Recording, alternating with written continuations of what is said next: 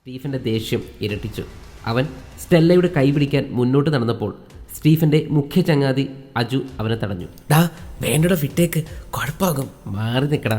അവൻ അകത്തേക്ക് കയറി ചെന്ന് സ്റ്റെല്ലയുടെ കയ്യിൽ പിടിച്ച് പുറത്തേക്ക് വലിച്ചു. രംഗം കണ്ടു നിന്ന ഹസൻ പാതി കുടിച്ചു തീർത്ത കട്ടൻ ചായ മേശപ്പുറത്ത് വെച്ച് ചാടി എഴുന്നേറ്റു. സെമിത്തേരി 4-ാം ഭാഗം. രചന, എഡിറ്റിംഗ്, അവതരണം ഹാഷിം കടൂപ്പാടത്ത്. നിങ്ങളെന്റെ ശബ്ദം ഇപ്പോൾ കേട്ടുകൊണ്ടിരിക്കുന്നത് ഇടതുഭാഗത്താണ്. ഇപ്പോൾ വലതുഭാഗത്തും. ഈ ശബ്ദ സൗന്ദര്യം ആസ്വദിക്കുവാനായി നിങ്ങൾ നിങ്ങളുടെ ഹെഡ്സെറ്റ് ഉപയോഗപ്പെടുത്തുക.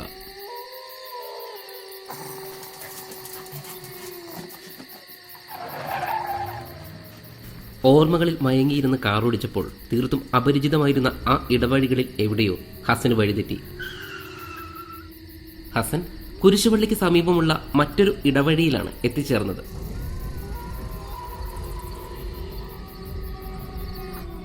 അങ്ങ് ദൂരെ നിന്നും ആരോ ഒരാൾ മറ്റൊരാളെ ചുമന്നുകൊണ്ട് വരുന്നത് ഹസന്റെ ശ്രദ്ധയിൽപ്പെട്ടു. രക്തത്തിൽ കുളിച്ചു കിടന്ന അലക്സിനെ മുടന്തൻ ചുമന്നുകൊണ്ട് വരുന്ന രംഗമായിരുന്നു അത്. ഹസന്റെ കാറ് കണ്ടപ്പോൾ മുടന്തൻ റോഡിന് നടുവിൽ കയറി നിന്നു.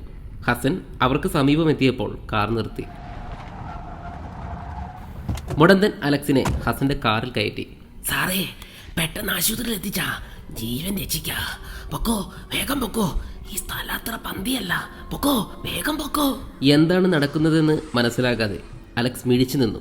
മുടന്തൻ ശബ്ദം കടുപ്പിച്ച്, സാറേ, എന്തോ കണ്ട് പേടിച്ച് വീണതാ. പള്ളിയിലെ പുതിയ സെക്യൂരിറ്റിയാ. ഇവിടെ ഇപ്പൊ ആരുമില്ല, അതുകൊണ്ടാ. വേഗം പൊക്കോ. ആ പോ. ഹസൻ സ്വബോധത്തിലേക്ക് തിരിച്ചു വന്നു. അപ്പോൾ ആദ്യം ഓർമ്മ വന്നത് പ്രിയ ചങ്ങാതി സ്റ്റീഫനെയാണ്. പിന്നെ ഒട്ടും വൈകിയില്ല. സമീപ പ്രദേശത്തുള്ള സ്റ്റീഫന്റെ ആശുപത്രിയിലേക്ക് ഹസൻ അലക്സിനെ എത്തിച്ചു. ഡോക്ടർ സ്റ്റീഫൻ ഹസന്റെ വളരെ അടുത്ത സുഹൃത്തായിരുന്നതിനാൽ കാര്യങ്ങളെല്ലാം പെട്ടെന്ന് നടന്നു എന്ന് പറയുമ്പോൾ സ്വാഭാവികമായും നിങ്ങൾക്കൊരു സംശയം ഉണ്ടായേക്കാം. സംശയിക്കാനൊന്നുമില്ല. പൂച്ചക്കനുള്ള ഹസന്റെ പ്രധാന ശത്രുവായിരുന്ന സ്റ്റീഫൻ തന്നെയാണ് ഡോക്ടർ സ്റ്റീഫനും. ആ കഥയിലേക്ക് നമുക്ക് മടങ്ങി വരാം. ആ നിമിഷം മുതൽ മുന്നിലൂടെ കടന്നുപോകുന്ന ഓരോ സെക്കൻഡുകൾക്കും ഹസന്റെ മനസ്സിനെ കീറിമുറിക്കുന്ന നൊമ്പരത്തിന്റെ മിടിപ്പ് പടർന്നിരുന്നു. തീർത്തും അപരിചിതനാണെങ്കിലും കാറിൽ കയറിയ നിമിഷം മുതൽ അലക്സിന്റെ മുഖത്തെ നിഷ്കളങ്കതയും രക്ഷിക്കൂ എന്ന നിസ്സഹായതയും അലക്സിനെ ഹസന്റെ മനസ്സിൽ വളരെ പ്രിയപ്പെട്ട ഒരു സുഹൃത്തിൻ്റെ അല്ലെങ്കിൽ ഒരു സഹോദരന്റെ സ്ഥാനം ഉണ്ടാക്കി തീർത്തു. മാത്രവുമല്ല, കാറിൽ കയറിയ നിമിഷം മുതൽ അലക്സ് റോസ് എന്ന പേര് പലവട്ടം ഉരുവിട്ടുകൊണ്ടിരുന്നു. ഒരുപക്ഷെ തൻ്റെ സ്റ്റെല്ലയെ പോലെ അവൻ്റെ പ്രിയപ്പെട്ടവളെ അവനും ഓർത്തു കാണും എന്ന് ഹസൻ ചിന്തിച്ചു. ആ നൊമ്പരത്തിൻ്റെ തീക്ഷ്ണത അന്നേരം മറ്റാരേക്കാളും നന്നായി അറിയുന്ന ഹസന് അലക്സിൻ്റെ ജീവൻ നിലനിർത്തുക എന്നത് തീർത്തും വ്യക്തിപരമായ ഒരാവശ്യം കൂടിയായി മാറി. അതുവരെയുള്ള സമയം എത്ര പെട്ടെന്ന് പോയി മറഞ്ഞെന്ന് ഹസൻ ചിന്തിച്ചു. മുന്നോട്ടുള്ള ഓരോ നിമിഷങ്ങളിലും ഒരു ജീവൻ്റെ വിലയുണ്ടെന്ന ഓർമ്മപ്പെടുത്തൽ ഹസനെ തീർത്തും അലോസരപ്പെടുത്തി. അല്പം കഴിഞ്ഞ് ഓപ്പറേഷൻ തിയേറ്ററിലെ വാതിൽ തുറന്ന് പുറത്തേക്ക് വന്ന നഴ്സ് ഷാമി. ഹസൻക, നിങ്ങളുടെ ബ്ലഡ് ഓ പോസിറ്റീവ് അല്ലേ? അതെ, ബ്ലഡ് വേണ്ടിയും. ആ, കുഴപ്പമില്ല, ഞാൻ വരാം. ആശുപത്രിയിലെ നിത്യ സന്ദർശകനായതിനാൽ ഹസനെ അവർക്കെല്ലാം നന്നായി അറിയാമായിരുന്നു. ഷാമിയോടൊപ്പം ഹസൻ നടന്നു നീങ്ങി. റോസ് എന്ന പേരിനോടൊപ്പം ഞാൻ തിരിച്ചു വരും എന്ന് പിറുപിറുത്തുകൊണ്ട് ആരോടൊന്നില്ലാതെ സംസാരിച്ചു കൊണ്ടിരുന്ന അലക്സിന്റെ മുഖം ഹസന്റെ സ്വസ്ഥതയെ തടസ്സപ്പെടുത്തിക്കൊണ്ടിരുന്നു. ആശുപത്രിയുടെ ഒരു ഭാഗത്ത് ഓപ്പറേഷൻ നടക്കുമ്പോൾ മറ്റൊരു ഭാഗത്ത് ഹസന്റെ രക്തവും കൈമാറിക്കൊണ്ടിരുന്നു. സമയം വീണ്ടും ഇഴഞ്ഞിഴഞ്ഞ് ഹസന്റെ ക്ഷമയെ പരീക്ഷിച്ചുകൊണ്ടിരുന്നു. ആ മടുപ്പിൽ നിന്നും രക്ഷ നേടുവാനായി അവൻ വീണ്ടും ആ ക്യാമ്പസ് ഓർമ്മകളിലേക്ക് മടങ്ങിപ്പോയി. ഹസൻ സ്റ്റീഫനെ ലക്ഷ്യമാക്കി നടന്നു നീങ്ങുന്നത് കണ്ട ഹസന്റെ സുഹൃത്തുക്കളും ഹസന്റെ പിന്നാലെ ചാടിയിറങ്ങി. ഇത് കണ്ട ക്യാൻറ്റീൻ ജീവനക്കാരനായ കുഞ്ഞിക്ക ഓടി വന്ന് ഹസനോടായി, എൻ്റെ പൊന്നു കുഞ്ഞ്, ഇവിടെ വെച്ച് അടി ഉണ്ടാക്കല്ലേ, ഞാൻ മോൻ്റെ കാലുടിക്കാം. ആ പുതിയ ചില്ലുമേശൻ ജനച്ചില്ലും ഇന്നലെ കൊണ്ട് വെച്ചുള്ളൂ. കുഞ്ഞിക്കയുടെ തോളത്ത് കൈവച്ച് ഹസന്റെ മറുപടി, കുഞ്ഞിക്ക പോയി പൊട്ടണ ചില്ലിൻ്റെ എണ്ണ എടുത്തോ, അതിൻ്റെ കാര്യം ഞാൻ തന്നോളാം, എന്നാലും ഇവനെ ഞാൻ വിടില്ല.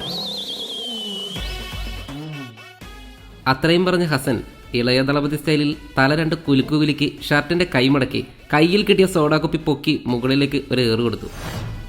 കുപ്പി മുകളിൽ കിടന്ന് രണ്ട് കറക്കം കറങ്ങി നേരെ ഹസന്റെ കയ്യിലേക്ക് വന്ന് പതിച്ചു. സ്റ്റീഫന്റെ ചങ്ങാതിമാർ സംഗതി വഷളാകും എന്ന് കണ്ടപ്പോൾ പുറത്തേക്ക് ഇറങ്ങി. ഹസന്റെ ചങ്ങാതിമാർ അവരെ വട്ടം തടഞ്ഞു നിർത്തി ആദ്യത്തെ ഇടി തുടങ്ങി.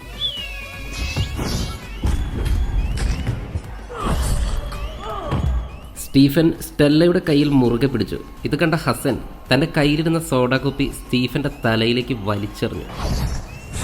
കുപ്പി കൊണ്ട് സ്റ്റീഫന്റെ നെറ്റിപൊട്ടി രക്തം വാർന്നു തുടങ്ങി. അവൻ സ്റ്റെല്ലയുടെ കൈവിട്ടു. അവൾ ഹസന് നേരെ ഓടി വന്നു. ഹസൻ സ്റ്റെല്ലയെ പിന്നിലേക്ക് മാറ്റി നിർത്തി നേരെ സ്റ്റീഫന്റെ കഴുത്തിന് കുത്തിപ്പിടിച്ച് കഴുത്ത് തിരിച്ച് പിന്നിലേക്ക് മടക്കി ഹസന്റെ മുട്ടുകാലിലേക്ക് വലിച്ചു. എന്നിട്ട് അവന്റെ കൈയും കഴുത്തും ഒരുമിച്ച് പിടിച്ചൊരു പൂട്ട് പൂട്ടി. സ്റ്റീഫന് ഒന്ന് അനങ്ങാൻ പോലും പറ്റാത്ത വിധം സ്റ്റീഫൻ ശ്വാസം കിട്ടാതെ പിടഞ്ഞു. ഇപ്പോൾ നിങ്ങൾ ചിന്തിക്കുന്നുണ്ടാകും ഇതിനു മാത്രം അവിടെ എന്താണ് സംഭവിച്ചതെന്ന്. അതിനു പിന്നിൽ മറ്റൊരു കഥ കൂടിയുണ്ട്.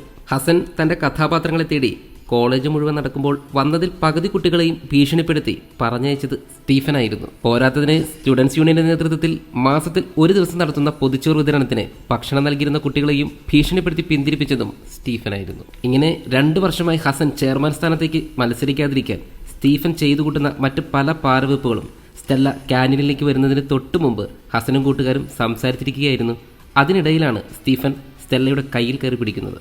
അങ്ങനെ അടികൊടുക്കേണ്ട വേല സ്റ്റീഫൻ പലപ്പോഴായി ഒപ്പിച്ചിരുന്നത് കൊണ്ട് നിമിഷ നേരം കൊണ്ട് അതൊരു യുദ്ധക്കളമായി മാറി.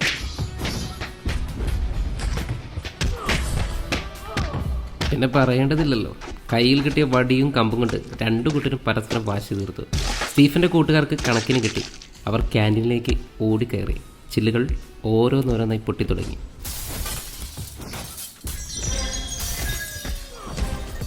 സെമിത്തേരി 4ാം ഭാഗം ഇവിടെ അവസാനിക്കുന്നു. നിങ്ങളുടെ വിലയേറിയ അഭിപ്രായങ്ങളും നിർദ്ദേശങ്ങളും അറിയിക്കുക.